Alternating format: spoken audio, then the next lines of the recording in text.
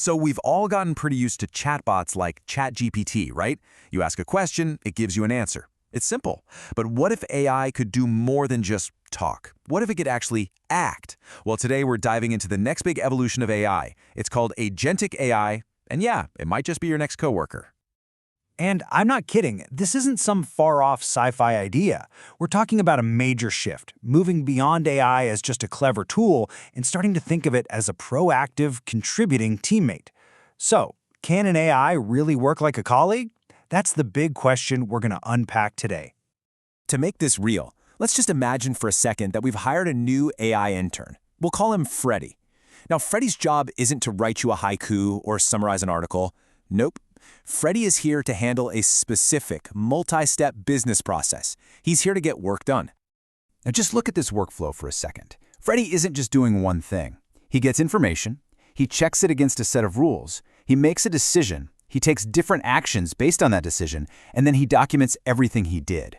This is a complete end-to-end process, all handled by an AI with almost no human supervision. And that is a massive leap from where we were. Okay, so an AI like Freddy represents this huge fundamental shift. We're moving away from the kind of AI that just sits there and waits for us to tell it what to do, and we're moving towards something that's proactive. You know, it's the difference between a tool that waits for instructions and a teammate that actively works towards a goal. Let's break it down. Over here on the left, you've got the generative AI we all know and love. It's an amazing content creator, but it's reactive. It needs your prompt to do anything. But over on the right is Agentic AI. This is a system that can perceive its environment, make decisions, and then actually take action on its own to hit a goal. The difference is everything. Generative AI creates, but Agentic AI does. But here's the thing, these two aren't totally separate species. At the very heart of most of these new agentic systems is a technology we're already super familiar with, a large language model, or LLM. You can think of it as the brain, or the reasoning engine, that gives the agent the power to think and make decisions in the first place. So, how does an agent like Freddy actually think and then act on those thoughts? Well, it really all boils down to two key abilities: the power to reason its way through a problem and having the right tools to go out and execute the solution. So the thinking part. A lot of that is powered by a process called chain of thought reasoning. This is where that LLM brain really gets to flex. It lets the agent take a big, complicated task and break it down into a series of smaller, logical steps. It's almost like it's having a little conversation with itself to figure out the best plan of attack. And this is literally what that internal monologue can look like. An agent tasked with planning a conference doesn't just randomly start searching for venues. No, it thinks it through. Okay, first, what are the requirements? What's the budget? What's the size? It maps out a whole logical plan before it ever takes a single action.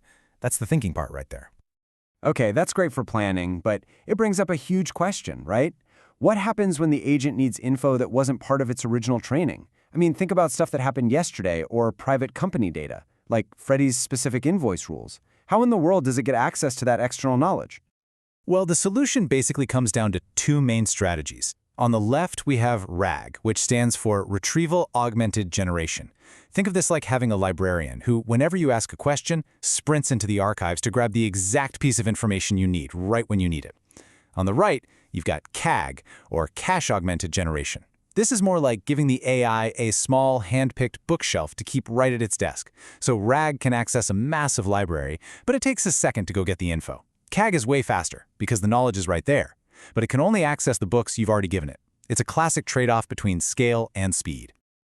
So, once an agent has a plan and the knowledge it needs, it has to actually do something. It does this by using tools. Now, in the digital world, a tool is just anything that lets the agent interact with other software.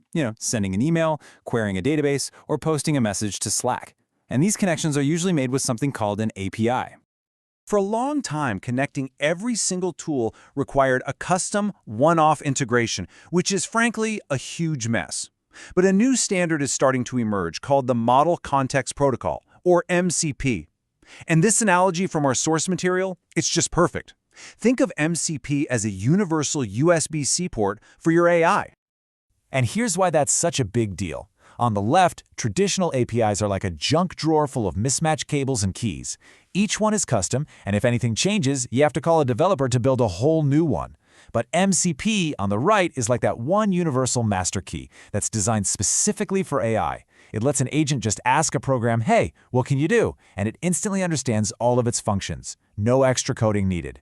This automatic discovery makes building powerful, adaptable agents so much easier. All right, we've got the brain, we've got the knowledge, and we've got the tools. So how does this all fit together into a complete system? Well, building a truly reliable and, more importantly, a safe AI colleague requires a pretty sophisticated blueprint. This is the full tech stack. It's this multi-layered system that all works together. It kicks off with some kind of input, which feeds into that foundation model, the core brain we talked about. Then an agent framework uses that brain to create a plan. That plan needs tools, and an orchestration layer acts like a project manager, coordinating everything behind the scenes. And this all happens inside a secure, sandboxed environment, with really important safety guardrails on top to make sure the AI is operating exactly how it's supposed to. It's complex, for sure, but every layer is necessary. And get this whole blueprint isn't some far-off dream. It is rapidly becoming reality. In fact, industry analysts are predicting that systems just like this will be widespread as early as 2026. This stuff is moving incredibly fast, and its impact is literally right around the corner. Which brings us right back to where we started. This technology is moving out of the lab and into the office. It's not really a question of if we'll be working alongside AI agents, but when. So I'll leave you with this to think about. If you had an AI colleague just like Freddie, ready to go on day one, what is the absolute first, tedious, annoying, multi-step task you would hand over?